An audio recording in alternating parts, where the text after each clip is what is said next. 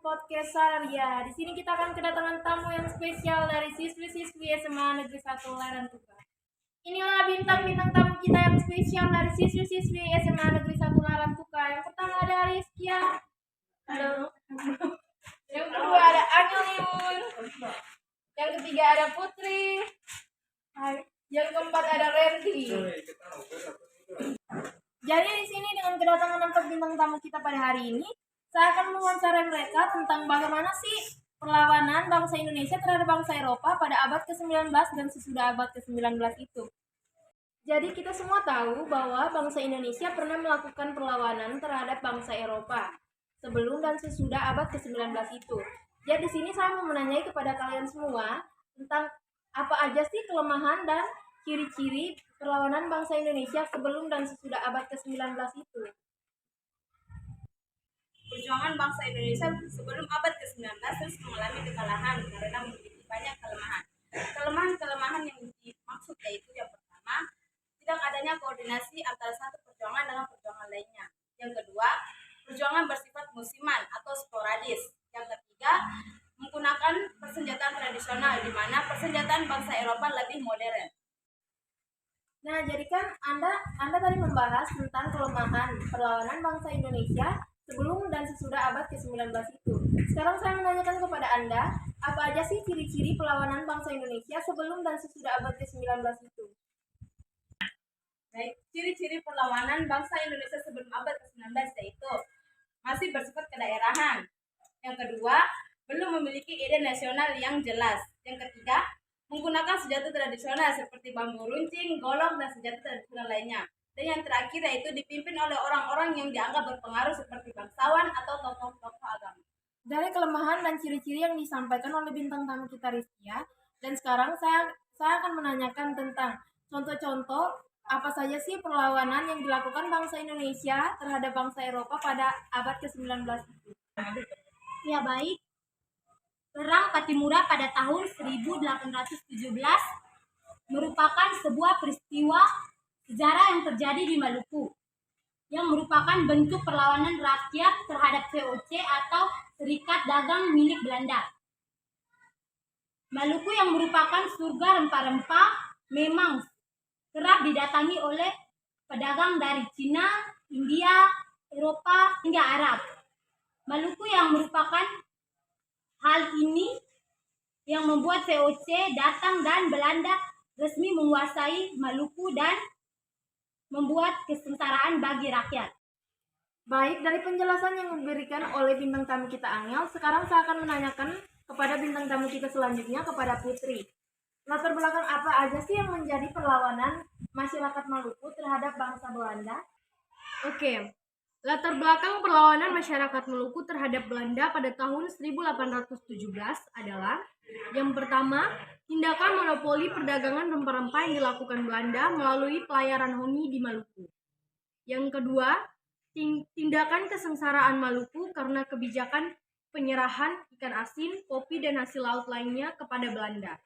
Yang terakhir, sikap Presiden Sapurua yang memperlakukan masyarakat Maluku dengan sewenang-wenang. Itu saja.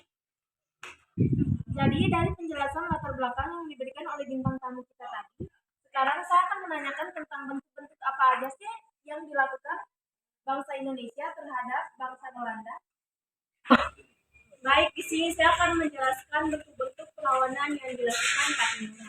Yang pertama, melakukan perlawanan dimulai dengan menghancurkan kapal Belanda yang ada di pelabuhan. Yang kedua, melakukan penyerbuan dan perlawanan bangsa Belanda di Benteng Gustede serta menguasai benteng tersebut. Dan yang terakhir yaitu mengagalkan rencana Belanda yang berniat menguasai wilayah Benteng Gustede dengan mendatangkan 300 prajurit dari Ambon. Oke, baik, terima kasih teman-teman karena sudah menjelaskan tentang perlawanan bangsa Indonesia terhadap bangsa Eropa sebelum abad ke-19. Ya, mari kita mulai tos. Wow, ternyata kalian semua cantik-cantik loh. Oke, mari kita sambut bintang tamu kita dari sesi yang kedua, ada Sania. Boleh berdiri? Ada Ica.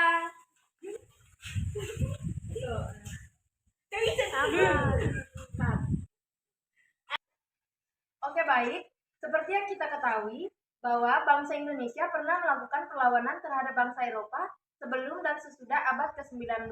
Dan sekarang dengan kehadiran bintang tamu yang kedua ini, saya akan membahas tentang perlawanan bangsa Indonesia terhadap bangsa Eropa sesudah abad ke-19. Jadi ngomong-ngomong, apa sih yang Anda ketahui tentang strategi perlawanan bangsa Indonesia terhadap bangsa Eropa sesudah abad ke-19 tersebut? Baik, strategi perlawanan bangsa Indonesia pada abad ke-19 memasuki abad 20. Belanda merupakan kebijakan politik balas budi untuk memperbaiki pendidikan di Indonesia. Perkembangan pendidikan inilah yang melahirkan golongan cendekiawan. Mereka menyadari bahwa untuk menghadapi penjajahan asing, mereka harus bersatu dan perjuangan mereka harus bersifat nasional. Inilah yang dikenal sebagai masa perkembangan nasional. Oke baik, dari penjelasan strategi yang diberikan oleh bintang tamu kita tadi, sekarang saya akan menanyakan tentang ciri-ciri apa aja sih yang dilakukan bangsa Indonesia terhadap bangsa Eropa pada abad ke-19 tersebut. Nah, jadi ciri-ciri perlawanan bangsa Indonesia terhadap bangsa Eropa sesudah abad ke-19 itu, yang pertama, dia lebih bersifat modern. Yang kedua, perjuangannya lebih terarah dan terorganisir. Yang ketiga, bersifat nasional. Dan yang keempat, perlawanannya bersifat lanjut, di mana artinya meskipun pemimpinnya sudah meninggal ataupun ditangkap oleh penjajah, rakyat Indonesia masih akan tetap melanjutkan perlawanannya. Dan yang terakhir, perlawanan bukan hanya untuk mengusir penjajah, melainkan memerdekakan negara Indonesia. Oke baik, dari penjelasan ciri-ciri tersebut, sekarang saya akan menanyakan bagaimana sih strategi yang lengkap yang dilakukan oleh bangsa Indonesia terhadap bangsa Eropa sesudah abad ke-19 tersebut. Jadi strategi yang digunakan oleh bangsa Indonesia untuk melawan para penjajah Eropa setelah abad ke-19, yang pertama, perjuangan menggunakan organisasi modern. Perjuangan yang dilakukan oleh bangsa Indonesia tidak lagi menggunakan senjata tradisional, tetapi menggunakan organisasi. Pada saat pembentukan pergerakan nasional, ada beberapa organisasi yang sudah terbentuk, seperti Budi Utomo pada tahun 1908 dan juga Serikat Dagang Islam pada tahun 1911. Yang kedua, perjuangan dipimpin oleh golongan cendekiawan.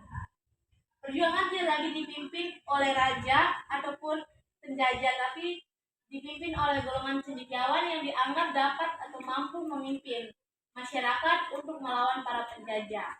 Dan juga hal itu didukung juga dengan politik. Terima kasih kepada dua bintang tamu ini karena telah menghadiri podcast saya dan telah menjelaskan bagaimana sih perlawanan bangsa Indonesia terhadap bangsa Eropa sesudah abad ke-19. Semoga kita berterus, ceria bos.